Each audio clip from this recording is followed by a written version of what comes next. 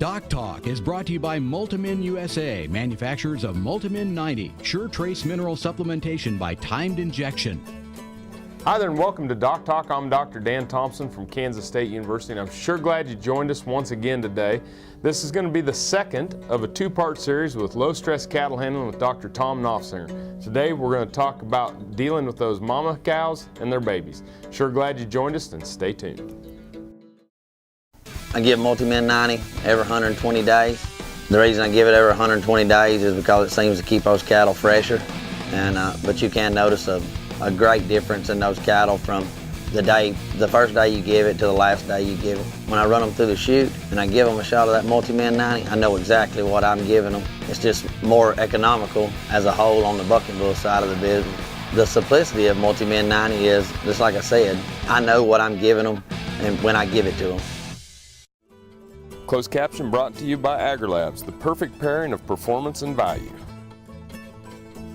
This segment is brought to you by Rotomix, manufactured in the USA and designed for feeding performance in the feedlots, beef production, dairy, and cow-calf operations. Hi there, folks, and welcome to DocTalk today. Welcome back, Dr. Tom. It's good to be here, Dr. Dan. It's a pleasure. Well, it's my honor to have Dr. Tom Knopfsinger join us once again on this show, and I hope to have him back many, many more times. And Dr. Tom is a veterinarian, and a member of the group called PAC, Production Animal Consultation. And Dr. Tom, Production Animal Consultation consults cows, feedlots, dairies, swine, international. It's an exciting group of veterinarians, Dr. Dan. We're centered mostly in Colorado, Nebraska, Kansas.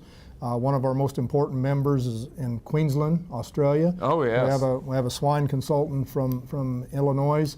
It's an exciting group of people to learn from. Something that you ought to search for on the web. All producers, practitioners, look for Production Animal Consultation. You have a website now and newsletter, and we've got a website, and we'd be happy. We want to continue to use that as a vehicle to communicate with people. Well, I think it's just great, and it's always an honor whenever a person gets to interact with you and the group.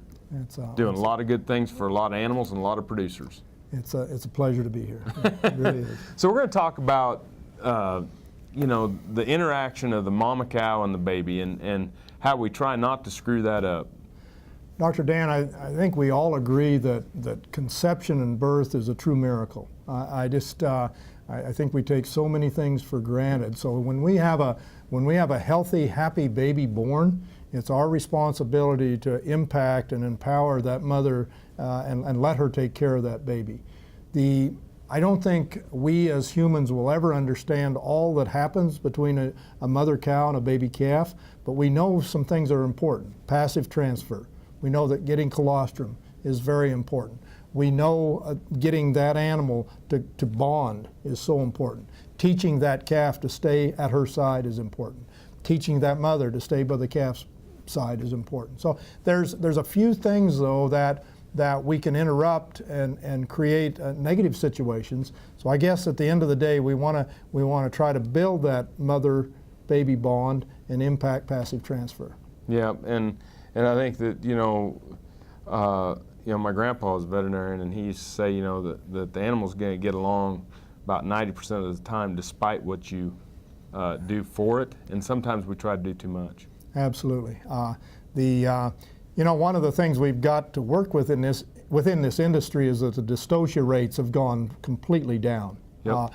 When I graduated a long time ago, the first few years I was in mixed practice, we did literally hundreds of cesareans every spring. And dystocia is not as big a deal because of our better management practices. Now we can spend time impacting the relationships. It's great stuff. When we come back, we're going to continue with Dr. Knopfsinger. We're going to get some video footage out, take a look at a few things of interacting with the mama cow and the baby. You're watching DocTalk, and we're sure glad you joined us. This segment was brought to you by Brute Cattle Equipment, makers of the Brute Stealth Hydraulic Chute. If the chute fits, swear by it. Visit our website for more information. Beef producers need a practical choice when antibiotic therapy is required. More than ever, they are reaching for non-prescription Noromycin 300LA from Norbrook, specially formulated to produce sustained antibiotic blood levels up to 4 days in cattle. Noromycin 300LA delivers economic, broad-spectrum disease management for pneumonia, shipping fever, pink eye, wound infections, and foot rot. See for yourself why Norbrook's Noromycin 300LA is the practical choice for your herd.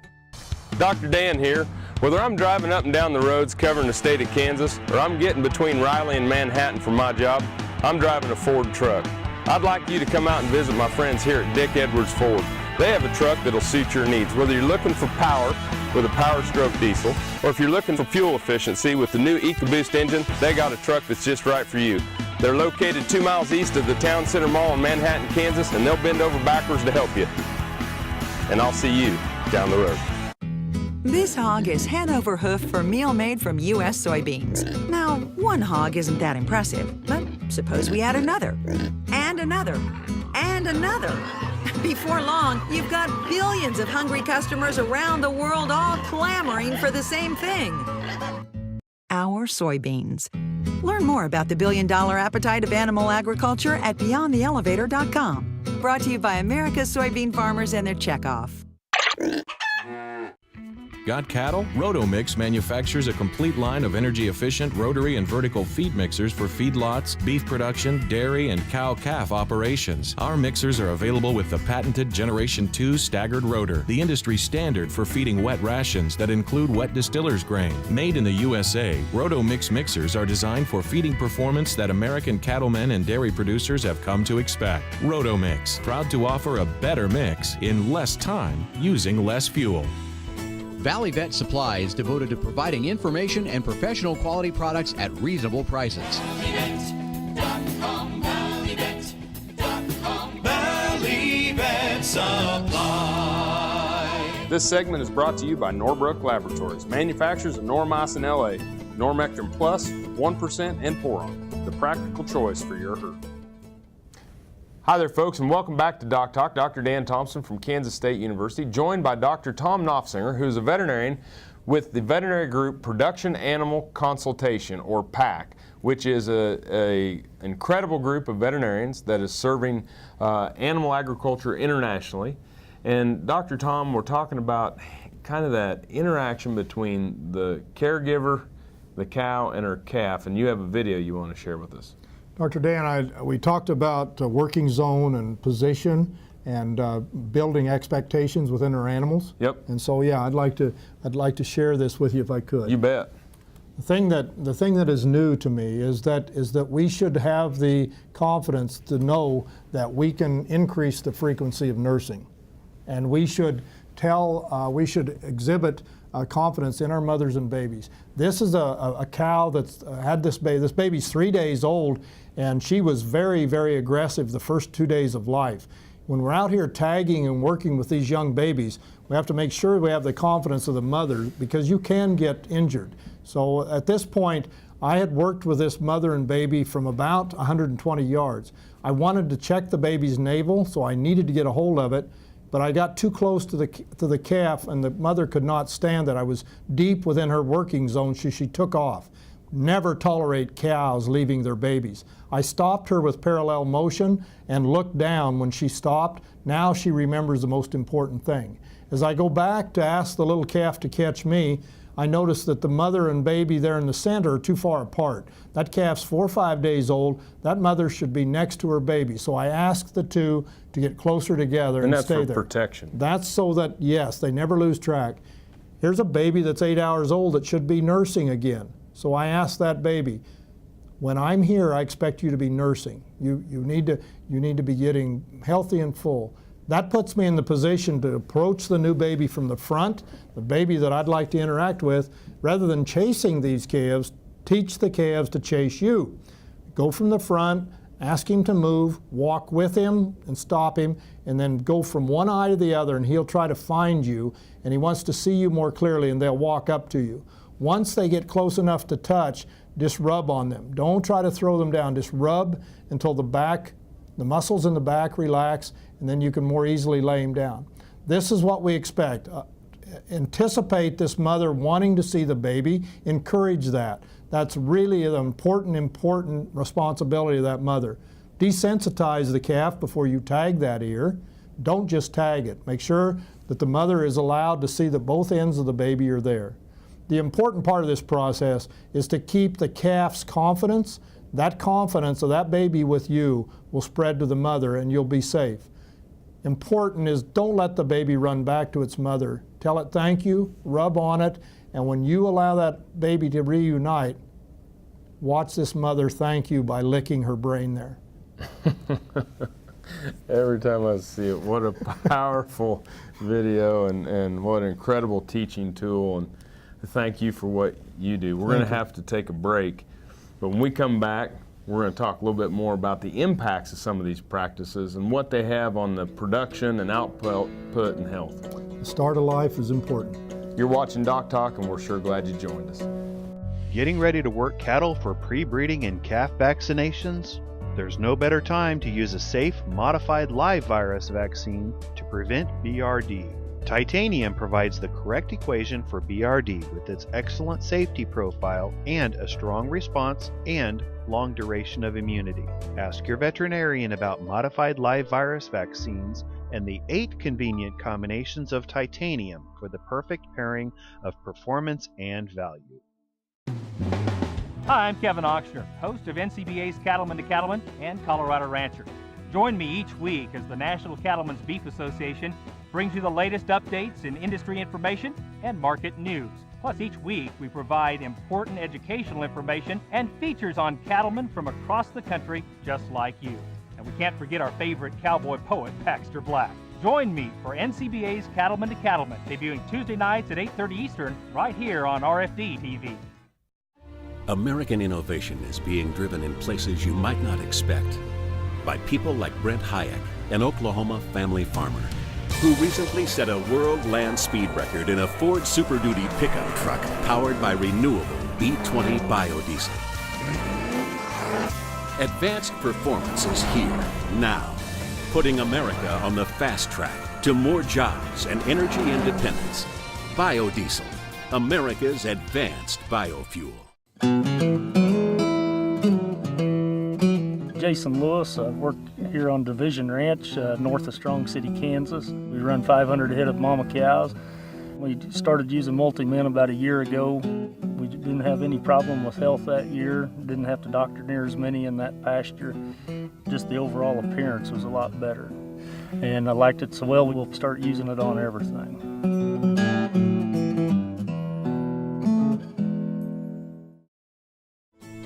This segment is brought to you by Lalaman Animal Nutrition, dedicated to the development and production of natural and differential solutions for animal nutrition. Hi there, folks. Welcome back to Doc Talk. Dr. Dan Thompson with Dr. Tom Knopfsinger. Dr. Knopfsinger is a veterinarian from Binkelman, Nebraska, who travels the world talking to people about veterinary practice, about beef production, about low-stress cattle handling, and him and his group, the production animal consultants, are making huge strides. And Dr. Tom, one of the things I always take home from your seminars is when we decrease stress, when we allow the animal to relax in its environment and natural state with the human-animal interaction, we can alleviate health issues. The negative impact of stress on health and the negative impact of stress on normal function is something that we need to strive to reduce. I think that's a great point, Dan. About the only thing I can remember from veterinary school was do no harm. Yep. And so, you know what, we have to be careful that we don't interrupt normal, natural things. And you have a video that kind of shows, some different videos we're going to click to here. But let's take a look at that video of the cow herd that you were having some issues health-wise, and then you started introducing practices towards the heifers. The history in this herd, Dan, was that if you arrived at this ranch halfway through calving season, you would see in the middle of the day, you would see lots of babies laying around a windmill with no mothers. Maybe 150 calves with just 3 heifers babysitting them. Today, this is the worst mother in the herd. She's 10 feet from her baby. That's not acceptable. This is the behavior we expect when we train replacement heifers, when we train our handlers to move through the calving ground correctly, when we train our handlers to do exercise pairing. Look at that. There's a heifer calf snuggling her mother, and her boy cousin down there would never touch his mother. It's really, really fun to watch this normal behavior. But this is an amazing change in a herd that has really helped the efficacy of our enterotoxemia vaccine and our prevention for perforated ulcers. When we saw the other type of behavior, 3 to 6% of these little guys would die prior to 8 weeks of age because of enterotoxemia or ulcers. At this point, we vaccinate minimally, and the enterotoxemia and perforated ulcer syndrome is almost non-existent in this herd. It's absolutely amazing what you're able to accomplish. Let's take a look at the the one thing that we that we've talked about in many of the times is we've talked about the impact of stress. When we have stress, we increase adrenaline, which can decrease the release of oxytocin. And if we don't have that oxytocin released, we just have a terrible time of colostrum up to intake. The hormones that are necessary to keep our banker and our production people happy are oxytocin. This is normal colostrum. That animal is willing to give the colostrum to that baby in a very, very powerful voluntary fashion. When animals are stressed, we have adrenaline and endogenous steroids, and they relieve or remove oxytocin and vasopressin. Reduce stress, increase colostrum intake, increase healthy calves. You're watching Doc Talk. We'll come back with a wrap-up with Dr. Knopfsinger here in a minute. This segment is brought to you by the Beef Quality Assurance Program and the Kansas Beef Council, improving animal care and beef safety for more than 20 years. With Ag AM in Kansas, I'm Devin Stewart. One of the speakers there, K-State beef veterinarian Larry Hollis, is advising pasture managers to be thinking through not only the water situation, which means both quantity and quality, but the potential for unwanted plant consumption by those grazing cattle as well. What may have been diluted out in past years, and so that it's not harmful to animals, may be concentrating, in fact is concentrating, as these ponds draw down, as the water sources go lower. And so we get into problems that it starts, again, hurting animal performance initially, but it can get to the point of being toxic to the animals and cause health problems or death losses. So we have to be aware. With Ag AM in Kansas, I'm Devin Stewart. Cow-calf, stocker, and feedlot producers know that effective parasite control improves overall herd performance and profitability. Norbrook offers a comprehensive, economical line of pour-on and injectable parasiticides for every livestock operation. Consult with your local animal health supplier to set up a program that protects your investment and brings larger cattle checks this fall. See for yourself why the Noromectin line from Norbrook is the practical choice for your herd. The Kansas State University College of Veterinary Medicine is a leader in food animal research and education. Our researchers are constantly expanding the knowledge of animal health and food safety.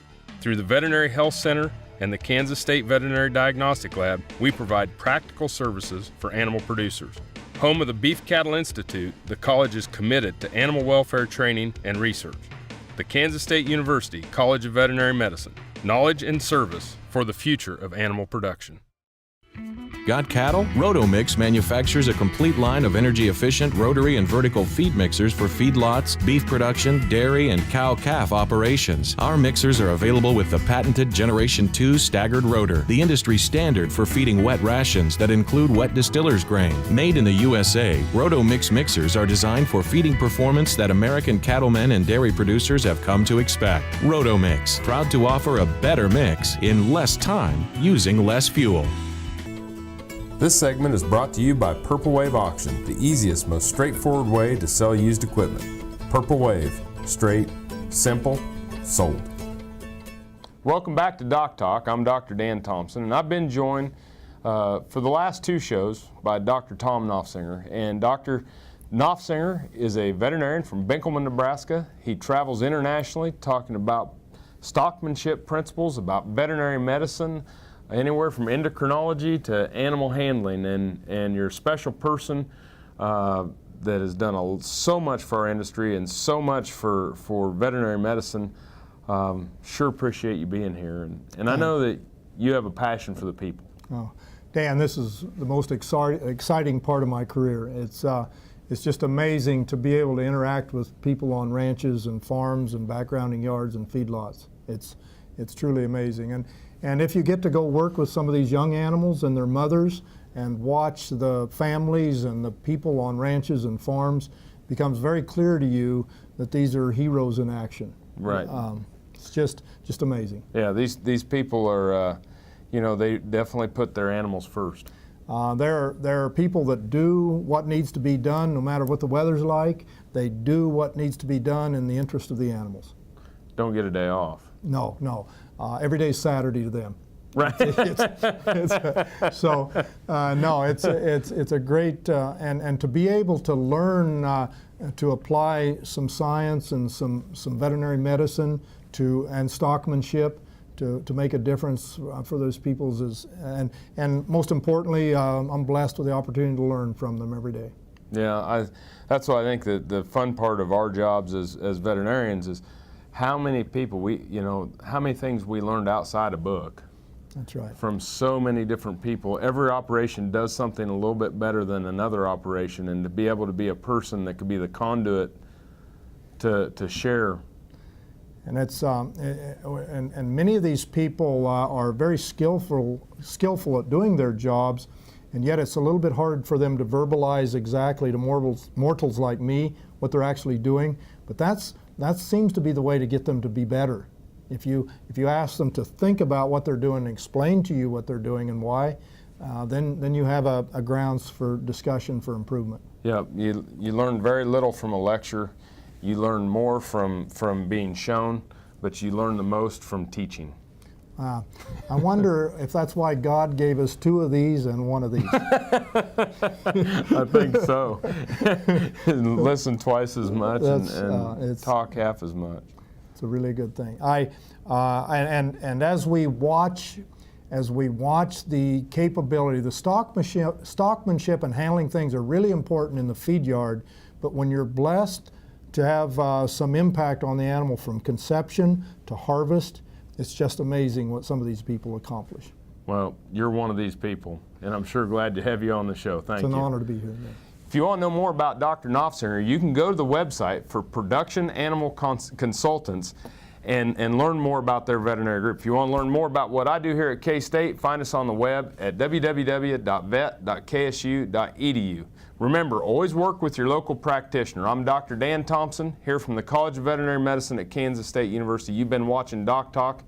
We're sure glad you joined us, and I'll see you down the road.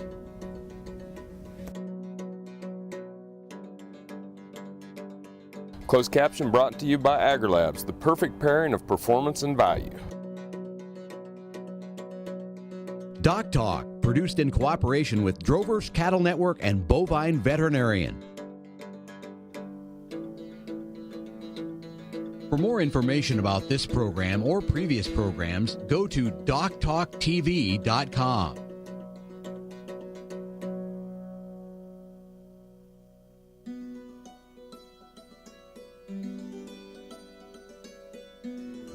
Doc Talk was brought to you by Multimin USA, manufacturers of Multimin 90, sure trace mineral supplementation by timed injection. Well, the Kansas State University cow-calf herd has to be run as a business. We have to have positive cash flow in order to exist. So treatment costs are important to us. Multimin 90 was applied to the cows 107 days before the first predicted calving date, and then again approximately 30 days before the anticipated start of the breeding season. In our study, treatment costs with Multimin 90 costs an additional $6.40 per cow. That included both injections. Now, a question a producer might ask is how much extra performance on a cow or a calf do I need to capture to pay for that $6.40? Well, historically, the value of gain in a calf has been worth right around 65 cents a pound. If a calf is born approximately 5 days earlier, it will be 10 pounds heavier at weaning time. Now, in our study, with the shift in calving distribution that we saw farther forward in the season, in other words, we had a greater proportion of calves born early in the season in treated females as opposed to untreated females, we would have more than captured the value of the product that we applied. In our study, 77% of the treated females gave birth in the first 20 days of the calving season. Untreated females, only 64% of the animals gave birth in the first 20 days of the season. In other words, we had 13% more calves born early in the season. The opportunity for them to be heavier at weaning was greater among the treated females simply because those calves were older. Their mothers conceived earlier, they gave birth earlier. For every day that a calf spends suckling its mother, it's going to gain about 2.2 pounds. In causing those calves to be born earlier in the year, they would have had greater opportunity to accrue body weight prior to weaning time.